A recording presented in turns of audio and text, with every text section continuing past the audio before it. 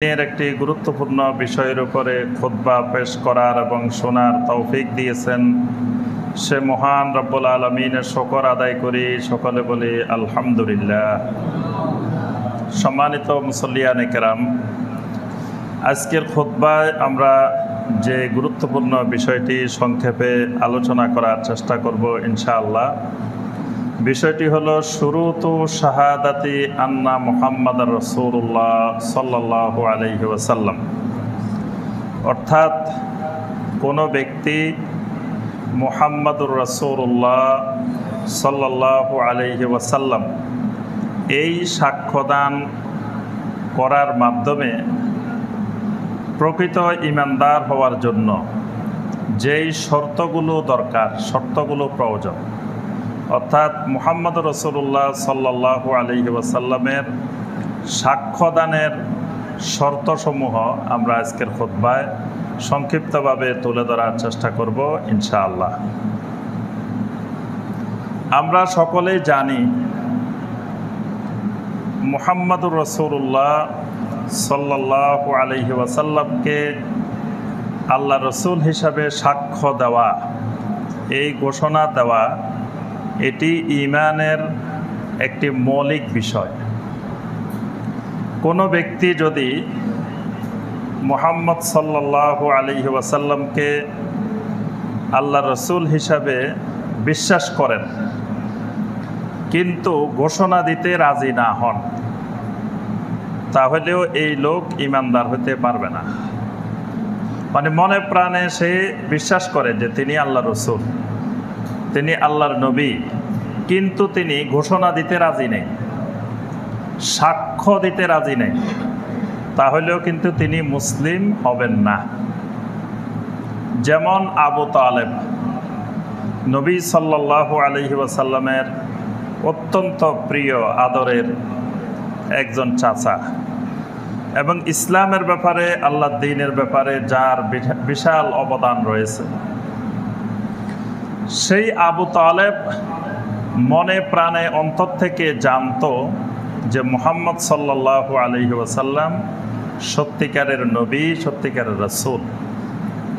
এটা তিনি মনে প্রাণে বিশ্বাস করতেন এবং নবী সাল্লাল্লাহু আলাইহি ওয়াসাল্লামের নবুয়তের বিভিন্ন কার্যক্রম তিনি স্বচক্ষে প্রত্যক্ষ করেছেন, দেখেছেন। কিন্তু নবী সাল্লাল্লাহু আলাইহি ওয়াসাল্লাম যখন তাকে বললেন যে আপনি সাক্ষ্য দেন, আপনি ঘোষণা দেন, কুল লা ইলাহা ইল্লাল্লাহ উহাজ্জু লাকা বিহা ইনদাল্লাহি ইয়াউমাল কিয়ামাহ, আপনি লা ইলাহা ইল্লাল্লাহর সাক্ষ্য দেন। লা ইলাহা ইল্লাল্লাহর সাক্ষ্য দেওয়া মানে লা ইলাহা ইল্লাল্লাহর সাথে মুহাম্মদুর রাসূলুল্লাহ সাল্লাল্লাহু আলাইহি ওয়াসাল্লাম সংযুক্ত। কোথাও যদি শুধু লা ইলাহা ইল্লাল্লাহ বলা থাকে, তার অর্থ হলো লা ইলাহা ইল্লাল্লাহর সাথে মুহাম্মদুর রাসূলুল্লাহ সাল্লাল্লাহু আলাইহি ওয়াসাল্লাম সংযুক্ত করা আছে। এই দুটি বাক্যকে, অর্থাৎ লা ইলাহা ইল্লাল্লাহ এবং মুহাম্মদুর রাসূলুল্লাহ সাল্লাল্লাহু আলাইহি ওয়াসাল্লাম, এই দুটি বাক্যকে আল্লাহ রাব্বুল আলামিন এমনভাবে সংযুক্ত করেছেন, একটিকে আরেকটির থেকে আলাদা করা যায় না। এক বাক্যকে আরেক বাক্য থেকে আলাদা করলে ঈমান থাকে না, এবং দুইটাই ঈমানের মৌলিক দুটি বিষয়। তো ঈমানের আরও মৌলিক বিষয় আছে, কিন্তু অন্যান্য মৌলিক বিষয়গুলোকে আল্লাহ রাব্বুল আলামিন এইভাবে সম্পৃক্ত করেন নাই যেভাবে এই দুটি বাক্যকে আল্লাহ রাব্বুল আলামিন সংযুক্ত করেছেন। এই জন্য কেউ যদি শুধু লা ইলাহা ইল্লাল্লাহ সাক্ষ্য দেয় কিন্তু মুহাম্মদুর রাসূলুল্লাহ সাল্লাল্লাহু আলাইহি ওয়াসাল্লাম সাক্ষ্য দিতে রাজি না হয়, সে ঈমানদার হতে পারবে না। আবার কেউ যদি মুহাম্মদুর রাসূলুল্লাহ সাল্লাল্লাহু আলাইহি ওয়াসাল্লাম সাক্ষ্য দেয় কিন্তু লা ইলাহা ইল্লাল্লাহ সাক্ষ্য দিতে রাজি না হয়, সেও ঈমানদার হতে পারবে না। কারণ এই দুটি বাক্য একটির সাথে আরেকটি গেঁথে দেওয়া হয়েছে, একটির মধ্যে আরেকটিকে সম্পৃক্ত করে দেওয়া হয়েছে। এজন্য কোনো ব্যক্তি যদি বলে যে লা ইলাহা ইল্লাল্লাহ, এর অর্থ হইল লা মা'বুদা বিহাক্কিন ইল্লাল্লাহ, আল্লাহ ছাড়া সত্যিকারের হক কোনো মা'বুদ নাই। যখন কোনো ব্যক্তি এই সাক্ষ্যটা দিবে লা ইলাহা ইল্লাল্লাহ, তখন তাকে জিজ্ঞাসা করা হবে, তার কাছে প্রশ্ন করা হবে যে আপনি যে লা ইলাহা ইল্লাল্লাহ সাক্ষ্য দিলেন আল্লাহ ছাড়া সত্যিকারের কোনো মা'বুদ নাই, এটা আপনি জানলেন কিভাবে? কোন উৎস থেকে, কিভাবে আপনি জানতে পেরেছেন যে আল্লাহ ছাড়া সত্যিকারের কোনো মা'বুদ নাই? তখন তিনি উত্তর দিতে বাধ্য হবেন যে আমি জেনেছি মুহাম্মদ সাল্লাল্লাহু আলাইহি ওয়াসাল্লাম থেকে। মুহাম্মদ সাল্লাল্লাহু আলাইহি ওয়াসাল্লাম হলো আমার এই জ্ঞানের মূল উৎস, সেখান থেকে আমি জানতে পারছি যে লা ইলাহা ইল্লাল্লাহ, আল্লাহ ছাড়া কোনো সত্যিকারের মা'বুদ নাই। তখন তাকে প্রশ্ন করা হবে, আচ্ছা ঠিক আছে, মুহাম্মদ সাল্লাল্লাহু আলাইহি ওয়াসাল্লাম থেকে আপনি জেনেছেন, তো মুহাম্মদ সাল্লাল্লাহু আলাইহি ওয়াসাল্লাম কিভাবে জানলেন? তখন উত্তর হবে যে মুহাম্মদ সাল্লাল্লাহু আলাইহি ওয়াসাল্লাম হলেন রাসূলুল্লাহ, তিনি আল্লাহ রাব্বুল আলামিনের রাসূল। তার কাছে আল্লাহ সুবহানাহু ওয়া তাআলার পক্ষ থেকে ওহী নাজিল হয়, আর অন্য কোনো মানুষের কাছে ওহী নাজিল হয় না। অন্যান্য মানুষ থেকে তাকে রিসালাত আলাদা করে দিয়েছে, তিনি আল্লাহ রাব্বুল আলামিনের একজন মনোনীত রাসূল। তাহলে যিনি লা ইলাহা ইল্লাল্লাহ সাক্ষ্য দিবেন, এই লা ইলাহা ইল্লাল্লাহ সাক্ষ্যদানটা পরিপূর্ণ হইতে হইলে মুহাম্মদুর রাসূলুল্লাহ সাল্লাল্লাহু আলাইহি ওয়াসাল্লাম লাগবে, না হয় তার লা ইলাহা ইল্লাল্লাহর সাক্ষ্যদানটা পরিপূর্ণ হবে না। আবার কেউ যদি বলে যে মুহাম্মদুর রাসূলুল্লাহ সাল্লাল্লাহু আলাইহি ওয়াসাল্লাম, এই সাক্ষ্য দিলেও তাকে লা ইলাহা ইল্লাল্লাহ মানতে বাধ্য, কারণ যিনি সাক্ষ্য দিবেন মুহাম্মদ সাল্লাল্লাহু আলাইহি ওয়াসাল্লাম আল্লাহর রাসূল, তাকে প্রশ্ন করা হবে যে আপনি যে মুহাম্মদ সাল্লাল্লাহু আলাইহি ওয়াসাল্লামকে আল্লাহর রাসূল হিসাবে মেনে নিলেন, তো মুহাম্মদ সাল্লাল্লাহু আলাইহি ওয়াসাল্লাম আল্লাহর রাসূল, রাসূল মানে আল্লাহর দূত, রেসালা নিয়ে আসেন। রেসালা মানে চিঠি, একটা বাণী, একটা মৌলিক জিনিস নিয়ে আসেন, বহন করেন। রাসূল মানে বহনকারী। আল্লাহ রাব্বুল আলামিনের পক্ষ থেকে আল্লাহর বান্দাদের কাছে আল্লাহ যা পাঠাইতে চান ওইটা রাসূলের মাধ্যমে পাঠান। রাসূল হলেন একজন বহনকারী। তা আল্লাহ আমাদের জন্য তার মাধ্যমে কি পাঠাইছেন, তিনি কি রিসালাতটা নিয়ে এসেছেন, কি দাওয়াত দেওয়ার জন্য তিনি পৃথিবীতে রাসূল হয়েছেন, আল্লাহ সুবহানাহু ওয়া তাআলা তাকে কেন রাসূল বানাইছেন? তখন উত্তর হবে যে তিনি দুনিয়ার মানুষকে আল্লাহ রাব্বুল আলামিনের তাওহীদ শিখানোর জন্য, তাওহীদের দাওয়াত দেওয়ার জন্য আল্লাহ পাক তাকে রাসূল বানাইছেন। এই জন্য আল্লাহ রাসূল সাল্লাল্লাহু আলাইহি সাল্লাম নবী হওয়ার পরে সর্বপ্রথম যে দাওয়াতটি দুনিয়ার মানুষের কাছে উপস্থাপন করেছেন সেটি ছিল ইয়া আইয়ুহান নাস কুলু লা ইলাহা ইল্লাল্লাহ তুফলিহু। ইয়া আইয়ুহান নাস, হে দুনিয়ার সকল মানুষ, কুলু লা ইলাহা ইল্লাল্লাহ, তোমরা সকলেই বলো লা ইলাহা ইল্লাল্লাহ। দুনিয়ার মানুষ তোমরা লা ইলাহা ইল্লাল্লাহ বলো, আল্লাহ ছাড়া সত্যিকারের কোনো মাবুদ নাই, এটা ঘোষণা দাও। তুফলিহু, তাহলে তোমরা দুনিয়াতেও সফল, আখিরাতেও সফল। সুবহানাল্লাহ। তাহলে নবী সাল্লাল্লাহু আলাইহি সাল্লামের মূল দাওয়াত জমিনে আল্লাহর পক্ষ থেকে যেটি, সেটি হলো লা ইলাহা ইল্লাল্লাহ।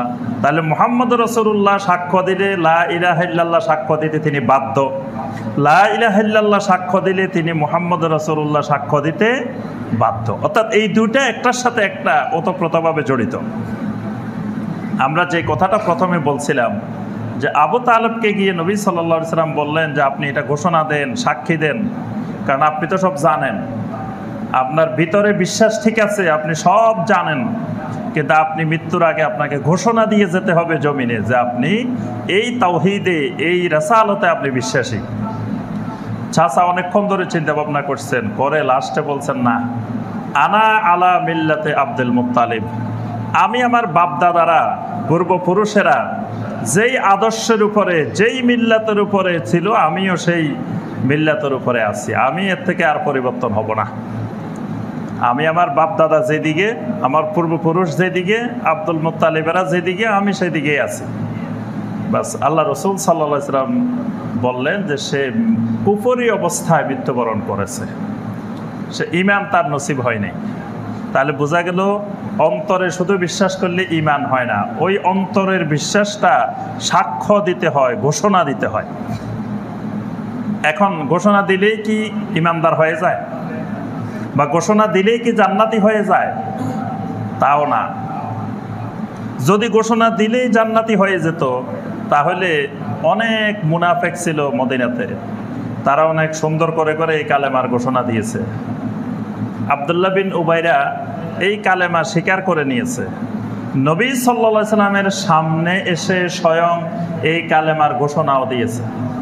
এবং আমাদের চেয়ে, বাংলাদেশি মুসলমানের চেয়ে তারা আরও অনেক সুন্দর উচ্চারণে কালেমা পড়েছে, কারণ তারা আরব দেশের মানুষ, আরবি তাদের মাতৃভাষা।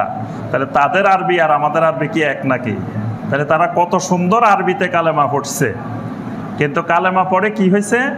সর্বশেষ পরিণতি তারা জাহান্নামের সর্বনিম্ন স্তরে গেছে। মানে কাফেরদের থেকেও তারা জাহান্নামের নিচে গেছে। যারা কালেমা পড়ে নাই, কালেমা স্বীকার করে নাই, তারা তো জাহান্নামী কাফেরেরা। কিন্তু এরা কালেমা পড়ে শুধু জাহান্নামী না, একেবারে জাহান্নামের সর্বনিম্ন স্তরে। তাহলে বোঝা গেল শুধু কালেমা পড়লেও জান্নাতি হওয়া যায় না। এই কালেমা পড়ার সাথে সাথে কালেমার কিছু গুরুত্বপূর্ণ শর্ত আছে। এই শর্ত সহ যারা কালেমা পড়বে তারাই জান্নাতি হবে।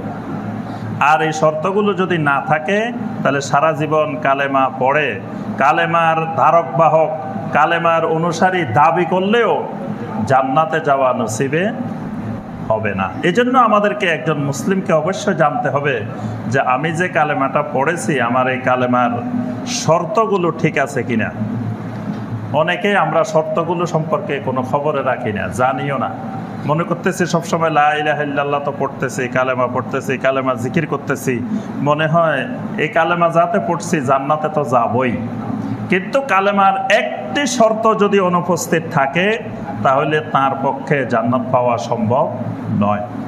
এজন্য আমরা আজকের খুতবায় সংক্ষেপে আলোচনা করব এই কালেমার শর্তগুলা। তবে লা ইলাহা ইল্লাল্লাহ সাক্ষ্য দেওয়ার জন্য কিছু শর্ত আছে, আবার মুহাম্মদ রাসূলুল্লাহ সাল্লাল্লাহু আলাইহি ওয়াসাল্লাম সাক্ষ্য দেওয়ার জন্য কিছু শর্ত আছে।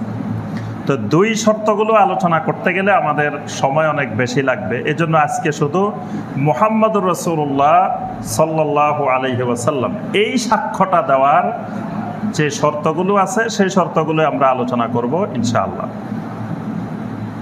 কোরআনে কারীম এবং সহিহ হাদিস সমূহ দেখলে আমরা খুঁজে পাই যে মুহাম্মদুর রাসূলুল্লাহ সাল্লাল্লাহু আলাইহি ওয়াসাল্লাম এই সাক্ষ্যটা দিলে তাকে 8টি শর্ত পূরণ করতে হয়। কয়টি শর্ত? 8টি গুরুত্বপূর্ণ শর্ত আছে।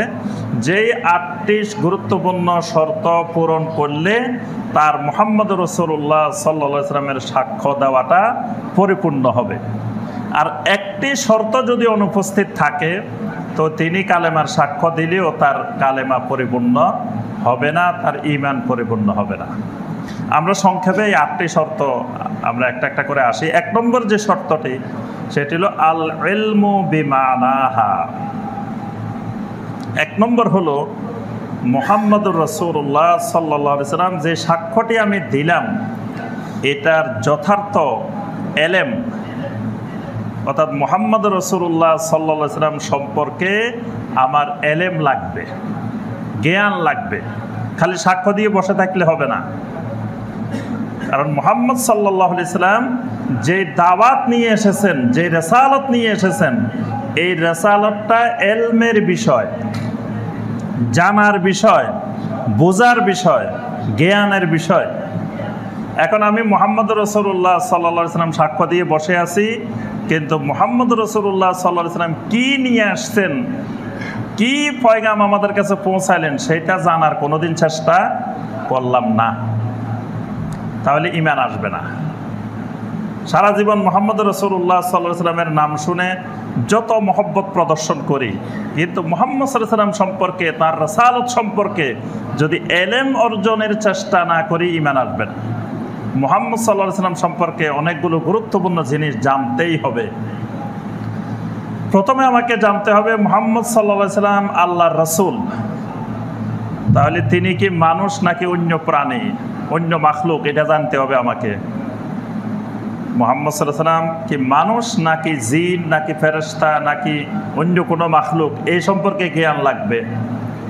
কারণ এই সম্পর্কে জ্ঞান না থাকলে অনেকে মনে করে থাকে যে নবী সাল্লাল্লাহু আলাইহি ওয়াসাল্লাম নূরের তৈরি, তো নূরের তৈরি তো ফেরেশতা, তাহলে নবী সাল্লাল্লাহু আলাইহি ওয়াসাল্লামকে ফেরেশতা বানাই দিতে পারে। অর্থাৎ তার মুহাম্মদ সাল্লাল্লাহু আলাইহি ওয়াসাল্লাম সম্পর্কে যথার্থ জ্ঞানের অভাব। মুহাম্মদ সাল্লাল্লাহু আলাইহি ওয়াসাল্লাম বাশারিয়াত, নবী সাল্লাল্লাহু আলাইহি ওয়াসাল্লামের বাশারিয়াত সম্পর্কে জানতে হবে। যে আল্লাহ পাক কোরআনে কারিমে নবী সাল্লাল্লাহু আলাইহি ওয়াসাল্লামকে বারবার বলছেন যে আপনি দুনিয়ার মানুষকে বলে দিন ইন্নামা আনা বাশারুম মিসলুকুম, আমি একজন বাশার। অর্থাৎ নবী সাল্লাল্লাহু আলাইহি ওয়াসাল্লামের জন্ম, নবী সাল্লাল্লাহু আলাইহি ওয়াসাল্লামের কার্যক্রম একজন বাশারের মতো, একজন মানুষের মতো। মানুষ যেমন তার মায়ের পেটে 9 মাস 10 মাস থাকেন, নবী সাল্লাল্লাহু আলাইহি ওয়াসাল্লাম এরকম একটা সময় মায়ের পেটে অবস্থান করেছেন। মানুষ যেভাবে দুনিয়াতে আগমন করে, নবী সাল্লাল্লাহু আলাইহি ওয়াসাল্লামও মায়ের পেট থেকে সেভাবে দুনিয়াতে আগমন করেছেন। একটা মানব শিশু যেমন মায়ের দুধ খায়, যেভাবে আস্তে আস্তে বড় হয়ে ওঠে, আল্লাহ রসুল সাল্লাল্লাহু আলাইহি ওয়াসাল্লাম সেইভাবে একটা শিশুর মতো বড় হয়ে উঠছেন। মানুষ যেমন খাবার খেতে হয়, তারপরে ঘুমাইতে হয়, বিশ্রাম নিতে হয়, মানুষের যেমন যা যা হয়, মানুষের যা যা প্রয়োজন, আল্লাহ রসুল সাল্লাল্লাহু আলাইহি ওয়াসাল্লামেরও এগুলো প্রয়োজন হইতো। তাহলে নবী সাল্লাল্লাহু আলাইহি ওয়াসাল্লাম একজন বাশার, কিন্তু অন্যান্য বাশারের মতো নয়, অন্যান্য মানুষের মতো নন। পার্থক্যটা হলো অন্য মানুষদের কাছে ওহী আসে না, কিন্তু নবী সাল্লাল্লাহু আলাইহি ওয়াসাল্লামের কাছে ওহী আসে। ওহী যার কাছে আসবে, ওহীটা কিন্তু ভিন্ন জিনিস, ওহীটা খুব ভারী জিনিস, ওহীটা খুব কঠিন জিনিস। এটা যে মানুষের উপরে নাজিল হবে, মানুষটাকেও ভারী হইতে হয়, কঠিন হইতে হয়। মানুষটার আলাদা কিছু বৈশিষ্ট্য থাকা লাগে, না হয় মানুষটা ওহীর ভারে জলে পড়ে শেষ হয়ে যাবে। কারণ ওহীটা সাধারণ একটা জিনিস না।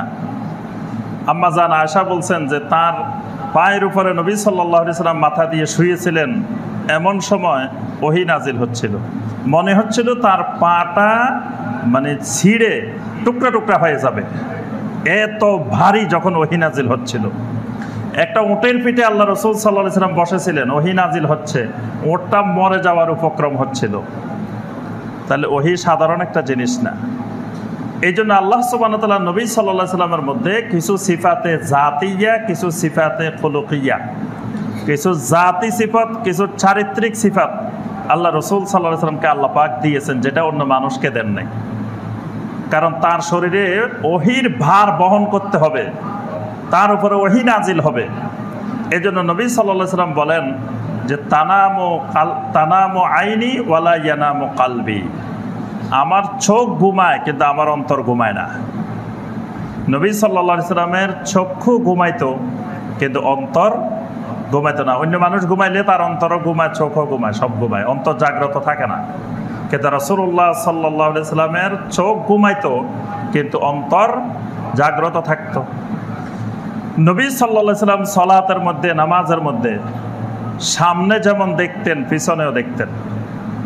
নবী সাল্লাল্লাহু আলাইহি ওয়াসাল্লাম নিজেই বলছেন, আল্লাহর কসম, ইন্নী লা আবসিরু মা ওয়ারাই, আমার পিছনে যারা আছে আমি তাদেরকে ঠিক তেমনভাবে দেখি সলাতের মধ্যে, অন্য সময় না, সব সময় না, শুধুমাত্র সলাতের মধ্যে। যখন আমি সলাতে দাঁড়াই তখন আমি সামনের দিকে যেভাবে দেখি, পিছনের দিকেও আমি সেভাবে দেখি। সুবহানাল্লাহ। তাহলে এইরকম অসংখ্য সিফাত আছে নবী সাল্লাল্লাহু আলাইহি ওয়াসাল্লামের। নবী সাল্লাল্লাহু আলাইহি ওয়াসাল্লামের এই সিফাতগুলো সম্পর্কে জ্ঞান অর্জন করতে হবে। নবী সাল্লাল্লাহু আলাইহি ওয়াসাল্লামের কিছু হুকুক আছে, অধিকার আছে, এই অধিকারগুলো সম্পর্কে জানতে হবে। তারপরে নবী সাল্লাল্লাহু আলাইহি ওয়াসাল্লামের দালাইলুন নবুওয়া সম্পর্কে জানতে হবে। নবী সাল্লাল্লাহু আলাইহি ওয়াসাল্লামের আনিত ওহী সম্পর্কে জ্ঞান অর্জন করতে হবে। এই জ্ঞান সবসময় অর্জন চেষ্টা না করলে ঈমান থাকবে না। কারণ ঈমানটা এলম এবং আমলের নাম। ঈমান এলম এবং আমলের নাম। ইসলাম এলম এবং আমলের নাম। দ্বীন এলম এবং আমলের নাম। অর্থাৎ ঈমান বলি, ইসলাম বলি, দ্বীন বলি, শরীয়ত বলি, যেটাই বলবো এটার ভিতরে দুটা জিনিস অন্তর্ভুক্ত, ইলম এবং আমল। আল্লাহ পাক নবী সাল্লাল্লাহু আলাইহি সাল্লামকে দুটা জিনিস সহকারে পাঠিয়েছেন। হুয়াল্লাযী আরসালা রাসূলাহু বিল হুদা ওয়া দীনিল হক। আল্লাহ পাক নবী সাল্লাল্লাহু আলাইহি সাল্লামকে পাঠিয়েছেন হুদা এবং দ্বীনে হক দিয়ে। ইবনে আব্বাস রাদিয়াল্লাহু তাআলা আনহুমা বলেন, হুদা মানে ইলম, দ্বীনে হক মানে আমল। আল্লাহ পাক নবী সাল্লাল্লাহু আলাইহি সাল্লামকে ইলম এবং আমল দিয়ে পাঠিয়েছেন।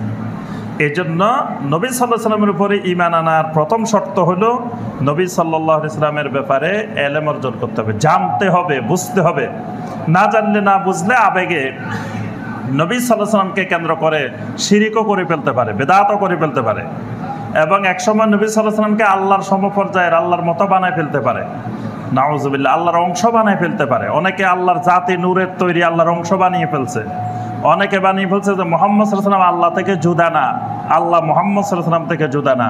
নাউজুবিল্লাহ। কেউ কেউ বানায় ফেলছে যে আল্লাহ পাক নিজে মুহাম্মদ সাল্লাল্লাহু আলাইহি সাল্লামের সূরতে পৃথিবীতে আত্মপ্রকাশ করছেন। নাউজুবিল্লাহ। অর্থাৎ অসংখ্য মানুষ শিরকের কবলে পড়ছে যে রাসূলুল্লাহ সাল্লাল্লাহু আলাইহি সাল্লামকে কেন্দ্র করে, যে তাকে আল্লাহ বানায় ফেলছে। এই জন্য প্রথম কাজ হলো রাসূলুল্লাহ সাল্লাল্লাহু আলাইহি সাল্লামের ব্যাপারে কি লাগবে? ইলম লাগবে, জানতে হবে, বুঝতে হবে তাকে। 2 নম্বর, ইস্তিকানুল কলবি বিহাদিহি শাহাদা। মুহাম্মদ রাসূলুল্লাহ সাল্লাল্লাহু আলাইহি সাল্লাম এই সাক্ষ্যটা দিলে এই সাক্ষ্যটাকে অন্তরে গভীর ইয়াকিনের সাথে বিশ্বাস করতে হবে। খালি মুখে মুখে সাক্ষ্য দিলাম কিন্তু গভীরভাবে অন্তরে আমার বিশ্বাস স্থাপন হয় নাই, তাহলে ঈমান হবে না। অর্থাৎ এটাকে অন্তর পর্যন্ত পৌঁছাইতে হবে, শুধু মুখের মধ্যে থাকলে হবে না। আল্লাহ পাক কোরআনে কারিমে সূরা আল হুজুরাতের 15 নম্বর আয়াতে বলছেন, ইন্নামাল মুমিনুনা আল্লাযীনা আমানু বিল্লাহি ওয়া রাসূলিহি সুম্মা লাম ইয়ারতাবু। যে ঈমানদার তো শুধু তারাই যারা আল্লাহ এবং তার রাসূলের উপরে ঈমান আনে, সুম্মা লাম ইয়ারতাবু, এরপরে তারা বিন্দু মাত্র সন্দেহ পোষণ করে না। এই বিন্দু মাত্র সন্দেহ থাকলে সারা জীবন মুহাম্মদ রাসূলুল্লাহ সাল্লাল্লাহু আলাইহি সাল্লাম সাক্ষ্য দিলেও ঈমান আসবে না। ইয়াকিন লাগবে, দৃঢ় বিশ্বাস, একেবারে কঠিন বিশ্বাস অন্তরের মধ্যে। বিশ্বাসটা 2 ধরনের, একটা গলার উপরে থাকে, একটা গলার নিচে থাকে। বিশ্বাসটা 2 ধরনের থাকে, একটা গলার উপরে, একটা গলার নিচে। তো গলার উপরে যতক্ষণ থাকে ততক্ষণ এটা ঈমান হয় না। গলার নিচে গেলে, কাল পর্যন্ত পৌঁছলে তখন এটা ঈমান হয়। এই জন্য আল্লাহ পাক সূরা আল হুজুরাতের মধ্যে বলছেন, ক্বালাতিল আরাবু আমান্না কুল লাম তুমিনু।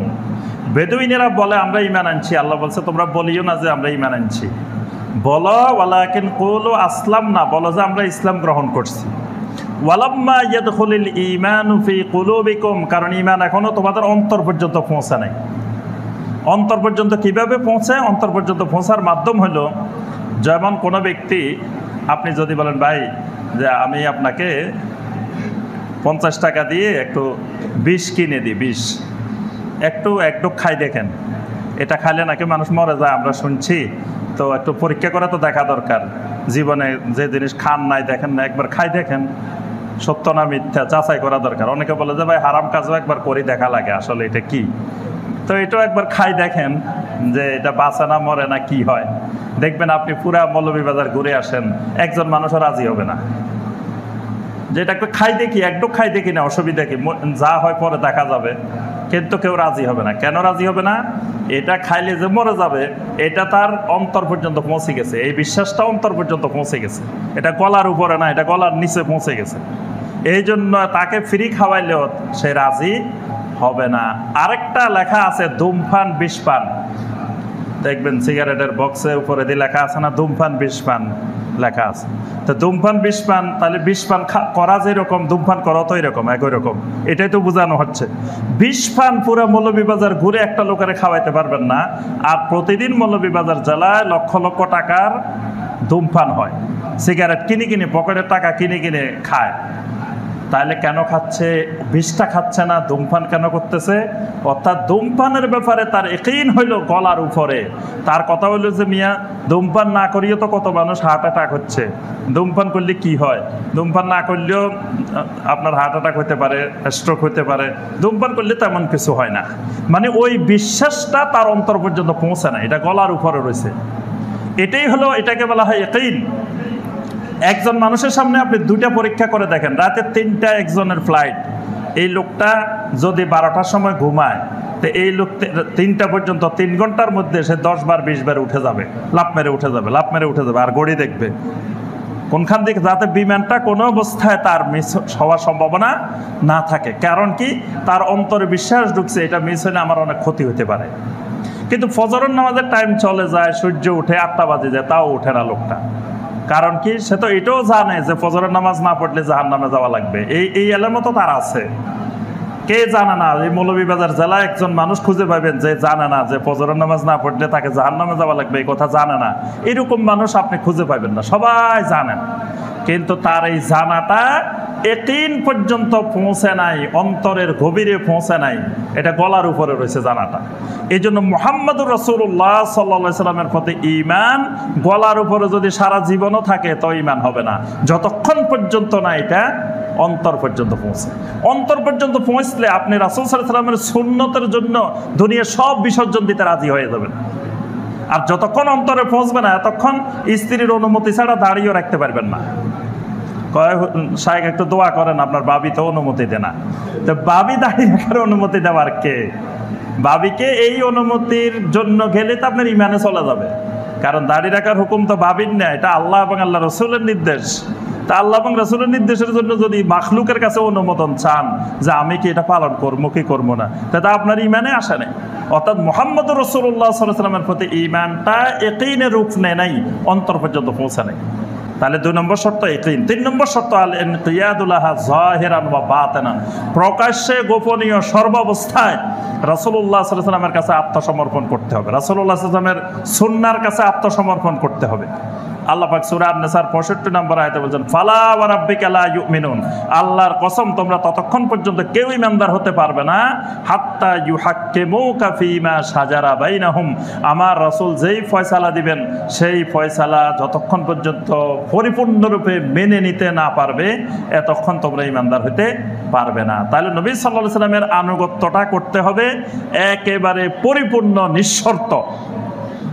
দুনিয়ার অন্য মানুষের আনুগত্য করতে হলে শর্তযুক্ত, তার কথাটা কোরআন সুন্নাহর সাথে মিললে আমি আনুগত্য করব, না মিললে করব না। কিন্তু আল্লাহ রাসূল সাল্লাল্লাহু আলাইহি সাল্লামের আনুগত্য করতে হবে নিঃশর্তভাবে। নবী সাল্লাল্লাহু আলাইহি সাল্লামের হাদিসে, সহিহ হাদিসে পাওয়া গেলে সেটা আমার বিবেকে ধরুক আর না ধরুক, কারো সাথে মিলুক আর না মিলুক, আমাকে আনুগত্য করতে হবে আল্লাহ রাসূল সাল্লাল্লাহু আলাইহি সাল্লামের। এখন যদি বলি যে না আল্লাহ রসুলের হাদিসে থাকলে থাকুক, আমাদের মুফতি সাহেব কইতেছে না এটা করা যাবে না, তাহলে হাদিসের চেয়ে মুফতি সাহেব বড় হয়ে গেছে, আল্লাহ রসুল সাল্লাল্লাহু আলাইহি সাল্লামের চেয়ে আমার মুফতি সাহেব বড় হয়ে গেছে, বাস আমার ভিতরে এখনো ঈমান আসে নাই। এই জন্য 3 নম্বর শর্ত আল ইনকিয়াদু লাহা যাহিরান ওয়া বাতিনান, প্রকাশ্যে গোপনে রাসূলুল্লাহ সাল্লাল্লাহু আলাইহি সাল্লামের সুন্নতের সামনে, নির্দেশের সামনে পরিপূর্ণ আত্মসমর্পণ করতে হবে। 4 নম্বর শর্ত হলো আল কাবুলু বিহা, নবী সাল্লাল্লাহু আলাইহি সাল্লামের সহিহ হাদিসের মাধ্যমে যা পাওয়া যাবে এইগুলো সবগুলাকে কবুল করে নিতে হবে, গ্রহণ করে নিতে হবে। একটাকেও অগ্রহণ করা যাবে না যে এটা মানলাম না, 99টা মানছি একটা মানব না, তার ভিতরে ঈমান আসে নাই। নবী সাল্লাল্লাহু আলাইহি সাল্লাম যা বলছেন, ইমাম মালিক রাহিমাহুল্লাহ নবী সাল্লাল্লাহু আলাইহি সাল্লামের কবরের সামনে গিয়ে বলতেন যে এই কবরে যিনি আছেন তার প্রত্যেকটি কথাই গ্রহণ করতে হবে, একটা কথাও দুনিয়ার মানুষ তার প্রত্যাখ্যান করতে পারবে না। আমি ইমাম মালিকের কথা দুনিয়ার মানুষ চাইলে গ্রহণ করতে পারে, না চাইলে গ্রহণ নাও করতে পারে, এটাতে ঈমানের কিছু আসা যায় না। কিন্তু আল্লাহ রাসূল সাল্লাল্লাহু আলাইহি সাল্লামের কোনো কথা যদি গ্রহণ না করে তার ঈমান থাকবে না। এই জন্য 4 নম্বর শর্ত হলো আল কাবুলু বিহা, পরিপূর্ণ কবুল করে নিতে হবে। কিন্তু দেখা যায় কবুল করার পরে আর কোনো খোঁজ খবর নাই। কবুল করা মানে কবুল করার সাথে সাথে অনেক দায় দায়িত্ব, অনেক কর্তব্য তার উপরে চলে আসবে, সেগুলো বাস্তবায়ন করতে হবে। 5 নম্বর শর্ত হলো আল ইখলাসু ফিহা, পরিপূর্ণ ইখলাসের সাথে, একনিষ্ঠতার সাথে এই মুহাম্মদুর রাসূলুল্লাহ সাল্লাল্লাহু আলাইহি ওয়াসাল্লামের সাক্ষ্য দিতে হবে। ইখলাস না থাকলে তাহলে আপনার এই সাক্ষ্যদান কোনো কাজ হবে না। যদি কোনো স্বার্থের জন্য যদি আমি শুধু রাসূল সাল্লাল্লাহু আলাইহি ওয়াসাল্লামের ভালোবাসা প্রকাশ করি, রাসূল সাল্লাল্লাহু আলাইহি ওয়াসাল্লামের মহব্বত প্রকাশ করি, কিন্তু ইখলাস নাই, যদি ইখলাস থাকতো তাহলে আমি রাসূল সাল্লাল্লাহু আলাইহি ওয়াসাল্লামের সুন্নতকে শক্তভাবে ধরার মাধ্যমে আমি যদি দুনিয়ার মানুষের ভালোবাসা পাই না পাই এটা মুখ্য বিষয় না। আমার ভালোবাসা পাইতে হবে আসমানওয়ালার কাছে, আমার ভালোবাসার অধিকারী আসমানওয়ালা আল্লাহ রাব্বুল আলামিন। আল্লাহর ভালোবাসা পাইতে হবে, আল্লাহ রসুল সাল্লাল্লাহু আলাইহি ওয়াসাল্লামের ভালোবাসা পাইতে হবে। আল্লাহ এবং আল্লাহ রসুলের ভালোবাসা পাইতে যায় যদি দুনিয়ার সব মানুষ আমাকে অপছন্দ করে, কোনো অসুবিধা নাই। কিন্তু যদি নবী সাল্লাল্লাহু আলাইহি ওয়াসাল্লামের প্রতি সাক্ষ্য দেওয়ার ব্যাপারে ইখলাসের অভাব হয়, তখন বলবো যে আরে না, তো আমি তো এটা করতে গেলে মানুষ আমাকে আলে হাদিস বলে ফেলতে পারে। এই জন্য ভয়ে থাকে অনেকে, মানুষ কোনোখান দিয়ে আলে হাদিস বলে ফেলতেছে নাকি, আবার কোনোখান দিয়ে আবার লামাজাবি বলে ফেলতেছে নাকি, এই ভয়ে আশঙ্কার মধ্যে থাকে অনেক মানুষ। আমি রাসূলুল্লাহ সাল্লাল্লাহু আলাইহি ওয়াসাল্লামের সুন্নত পালন করার দ্বারা সারা দুনিয়ার মানুষ আমাকে যা মনে চায় তাই বলুক, এটাতে আমার কোনো বিন্দুমাত্র সংশয় থাকার অবকাশ নাই। কারণ আমি মুহাম্মদ রাসূলুল্লাহ সাল্লাল্লাহু আলাইহি ওয়াসাল্লামের কালেমায় সাক্ষ্য দানের একজন বিশ্বাসী মুমিন। আমার রাসূল সাল্লাল্লাহু আলাইহি ওয়াসাল্লাম যদি করেন, এটা যদি আমি বিশুদ্ধভাবে জানতে পারি, বাস আর কে কি বললো না বললো, কে লামাজাবি বললো, কে আলে হাদিস বললো, কে অমুক বললো, কে তমুক বললো, যার মনে যা চায় তাই বলো, কিন্তু আমি রাসূল সাল্লাল্লাহু আলাইহি ওয়াসাল্লামের সুন্নাহ থেকে, নবী সাল্লাল্লাহু আলাইহি ওয়াসাল্লামের আনুগত্য থেকে এক বিন্দু পরিমাণ পিছনে সরব না। এটা মুহাম্মদ রাসূলুল্লাহ সাল্লাল্লাহু আলাইহি ওয়াসাল্লামের ঈমানের শর্ত, গুরুত্বপূর্ণ শর্ত। ৬ নম্বর হলো as-sidqu ফিহা। রাসূলুল্লাহ সাল্লাল্লাহু আলাইহি ওয়াসাল্লাম যা নিয়ে এসেছেন সব কিছুকে সত্যায়ন করতে হবে। একটা জিনিসকেও রাসূলুল্লাহ সাল্লাল্লাহু আলাইহি ওয়াসাল্লামের মিথ্যা বা বাতিল প্রমাণ করা যাবে না। নবী সাল্লাল্লাহু আলাইহি ওয়াসাল্লামের হাদিসকে কোনো যুক্তি দিয়ে, কোনো আকল দিয়ে প্রত্যাখ্যান করার অধিকার কারো নাই। রাসূলুল্লাহ সাল্লাল্লাহু আলাইহি ওয়াসাল্লাম বলতেছেন, যখনই তুমি মসজিদে ঢুকবা তখন কি করবা? বসার আগে 2 রাকাত নামাজ পড়বা। যখনই মসজিদে ঢুকবে তখন কি করবে? বসার আগেই 2 রাকাত সালাত আদায় করবে। এখন আমি বলতেছি না, আমি তো অনেক দূরের থেকে আসছি, অনেক কষ্ট করে আসছি, সাথে সাথে নামাজে দাঁড়ায় গেলে আমার কষ্ট হতে পারে, আমি একটু বসে বিশ্রাম নিই, তারপরে নামাজ পড়ব। তাহলে রাসূলুল্লাহ সাল্লাল্লাহু আলাইহি ওয়াসাল্লামের হাদিসকে আমার আকল দিয়ে, যুক্তি দিয়ে প্রত্যাখ্যান করলাম। আল্লাহ রসুল বুঝতেন না মনে হয়, আমি যে দূরের থেকে আসবো আমার যে কষ্ট হবে, এটা আল্লাহ রসুল সাল্লাল্লাহু আলাইহি ওয়াসাল্লাম মনে হয় বুঝেন নাই। এই জন্য আল্লাহ রসুল বলছেন যে মসজিদে ঢুকলে বসার আগে 2 রাকাত পড়বে। দেখবেন অনেক মুসলিম ভাইয়েরা আছেন মসজিদে ঢুকে 2 রাকাত পড়ে না, আসি বসে যায়, কতক্ষণ বসেই থাকে, তারপরে উঠে নামাজ পড়ে। জিজ্ঞেস করলে ভাই কি বসলেন না, বসে গেলেন যে? অনেক দূরের থেকে আসছি, অনেক কষ্ট হয়েছে, তো একটু বসে বিশ্রাম নিলাম তারপরে। অর্থাৎ রাসূলুল্লাহ সাল্লাল্লাহু আলাইহি ওয়াসাল্লামের থেকে রাসূলুল্লাহ সাল্লাল্লাহু আলাইহি ওয়াসাল্লামের হাদিসকে আকল দিয়ে মিথ্যা প্রমাণ করলো, বাতিল প্রমাণ করলো। এখানে তার সিদকের অভাব, সত্যায়নের অভাব। আচ্ছা, দেখবেন যে অনেকে নারীদেরকে মসজিদে আসতে দেয় না, মহিলারা মসজিদে আসা যাবে না, আসা না এরকম? মহিলারা বাজারে যেতে পারবে, বিভিন্ন জায়গায় যেতে পারবে, সব জায়গায় যাওয়ার অধিকার আছে। কমিউনিটি সেন্টারে যায় একসাথে বসে খাওয়া দাওয়া করতে পারে, সব জায়গায় যাইতে পারে, সব জায়গায় আছে। এবং বাংলাদেশের রাজনীতিতেও 30% মহিলা থাকা বাধ্যতামূলক, সেখানেও থাকবে, সব জায়গায় থাকতে পারবে, কোনো অসুবিধা নাই, শুধু মসজিদে আসা যাবে না। অথচ রাসূলুল্লাহ সাল্লাল্লাহু আলাইহি ওয়াসাল্লামের মসজিদ, সাহাবায়ে কেরামের মসজিদ, খোলাফায়ে রাশেদিনের মসজিদে মহিলাদের প্রত্যেক মসজিদে অংশ ছিল। তাহলে এখন আসা যাবে না কেন? এবং অসংখ্য হাদিস যেখানে নবী সাল্লাল্লাহু আলাইহি ওয়াসাল্লাম স্বামীদেরকে বলছেন, খবরদার, তোমাদের স্ত্রীরা মসজিদে যেতে চাইলে তোমরা বাধা দিও না। এখন আমরা আসতে দিচ্ছি না কেন? যে আমাদের কথা হলো মসজিদে আসলে ফিতনা হইতে পারে, ফিতনা সৃষ্টির সম্ভাবনা আছে। তাহলে রাসূলুল্লাহ সাল্লাল্লাহু আলাইহি ওয়াসাল্লাম এই ফিতনার কথা বুঝতে পারেন নাই। আমরা এসে বুঝে গেছি যে এখন মহিলারা আসলে ফিতনার সম্ভাবনা আছে। এই জন্য মহিলারা সব জায়গায় গেলে ফিতনা হবে না, মসজিদে যদি আসে ফিতনা হইতে পারে। কারণ মসজিদে যে মানুষগুলো আসে এরা ভালো না মানুষ, অন্য জায়গার মানুষ ভালো, এত ফিতনা হয় না। মসজিদে যারা আসে এরা ভালো না, এখানে ফিতনার সৃষ্টির সম্ভাবনা আছে। তাহলে বোঝা গেল রাসূলুল্লাহ সাল্লাল্লাহু আলাইহি ওয়াসাল্লামের হাদিসকে আকল দিয়ে, যুক্তি দিয়ে প্রত্যাখ্যান করা হচ্ছে। এইটাই হলো সিদক, মানে নবী সাল্লাল্লাহু আলাইহি ওয়াসাল্লামের প্রত্যেকটি কথাকে, হাদিসকে সত্যায়ন করতে হবে। এটাকে ব্যাখ্যার মাধ্যমে, যুক্তির মাধ্যমে প্রত্যাখ্যান করা যাবে না। 7 নম্বর যেটা আল মাহাব্বা, নবী সাল্লাল্লাহু আলাইহি ওয়াসাল্লামের প্রতি এই সাক্ষ্য দেওয়ার সাথে সাথে রাসূলুল্লাহ সাল্লাল্লাহু আলাইহি ওয়াসাল্লামের প্রতি, রাসূলুল্লাহ সাল্লাল্লাহু আলাইহি ওয়াসাল্লামের সুন্নাহর প্রতি, রাসূলুল্লাহ সাল্লাল্লাহু আলাইহি ওয়াসাল্লামের সুন্নাহর অনুসারীদের প্রতি পরিপূর্ণ মহব্বত থাকতে হবে। যদি আমি এমনি মুহাম্মদ সাল্লাল্লাহু আলাইহি ওয়াসাল্লামের উম্মত হিসেবে দাবিদার, কিন্তু একজন সুন্নতের অনুসারীকে আমার পছন্দ হয় না, ভালো লাগে না। কারণ কি কয়, তো দাড়িওয়ালা মানুষ আমার পছন্দ না। বাস বুঝতে হবে মুহাম্মদ রাসূলুল্লাহ সাল্লাল্লাহু আলাইহি ওয়াসাল্লামের প্রতি ঈমান তার অন্তরে এখনো ঢুকে নাই, শর্ত এখনো আসে নাই। কারণ যখনই সাক্ষ্য দিব তখন যত পৃথিবীতে সুন্নতের অনুসারী সারা দুনিয়াতে যতজন আছে আহলুস সুন্নাহ, সকলকে আমি অন্তর থেকে মহব্বত করব। এই মহব্বত অটোমেটিক আসতে হবে, এটা ঈমানের অনিবার্য ফসল। যদি না আসে বুঝতে হবে আমার ভিতরে এখনো মুহাম্মদ রাসূলুল্লাহ সাল্লাল্লাহু আলাইহি ওয়াসাল্লামের ঈমান ঢুকে নাই। 8 নম্বর যেটি, সেটি হলো আল ঈমানু বিহা ওয়াল কুফর বিমা ইউনাকিদুহা। নবী সাল্লাল্লাহু আলাইহি ওয়াসাল্লামের রিসালাতের বিপরীত, সুন্নতের বিপরীত যত জিনিস আছে সবগুলাকে না করে দিতে হবে। নবী সাল্লাল্লাহু আলাইহি ওয়াসাল্লামের সুন্নতের অনুকূলে যা আছে সবগুলাকে হাঁ করতে হবে।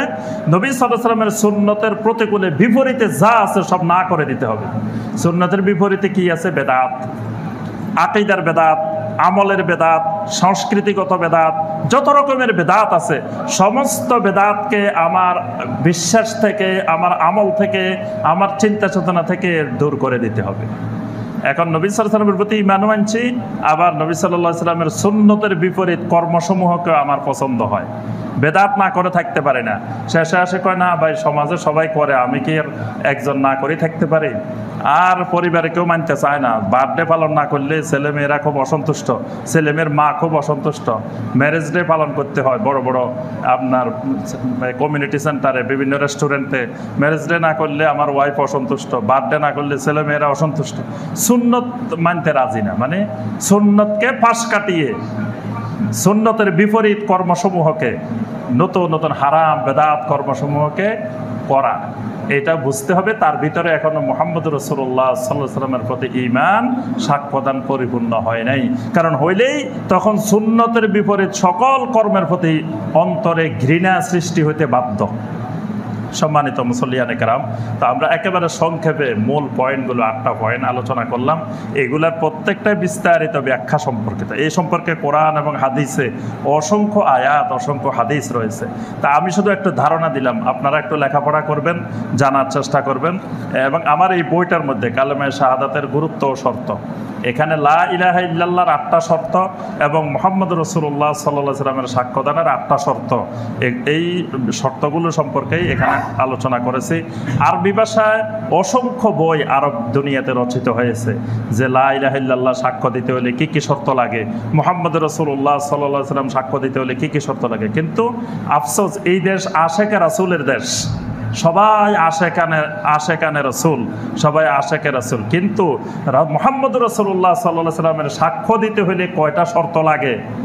আপনি একটু খোঁজ খবর নিয়ে যদি দেখেন, কয়জন আশেকে রাসূল, কয়জন যিনি রাসূল সাল্লাল্লাহু আলাইহি ওয়াসাল্লামের মহব্বতে এই গত 12 তারিখে অনেকে লাখ লাখ টাকা, কোটি কোটি টাকাও খরচ করে ফেলছে রাসূলের মহব্বতে। কিন্তু এখনো মুহাম্মদ রাসূলুল্লাহ সাল্লাল্লাহু আলাইহি ওয়াসাল্লামের সাক্ষ্য দিতে হলে কয়টা শর্ত লাগে এই সম্পর্কেও জানা নেই। এজন্য আমাদের বিষয়গুলো জানা দরকার। আল্লাহ রাব্বুল আলামিন আমাদের সবাইকে এই লা ইলাহা ইল্লাল্লাহ এবং মুহাম্মদ রাসূলুল্লাহ সাল্লাল্লাহু আলাইহি ওয়াসাল্লাম সাক্ষ্য দেওয়ার শর্তগুলো সঠিকভাবে, যথার্থভাবে জানার, বোঝার, আমল করার তৌফিক দান করুন। আমিন ইয়া রাব্বাল আলামিন। নাফা'আনিল্লাহু ওয়া ইয়্যাকুম বিল কুরআনিল আযীম ওয়া বিসুন্নতি রাসূলিহিল কারীম সাল্লাল্লাহু আলাইহি ওয়াসাল্লাম। আকুলু কাওলি হাযা ওয়া আস্তাগফিরুল্লাহ লি ওয়া লাকুম ফাস্তাগফিরু ইন্নাহু হুয়াল গফুরুর রহিম।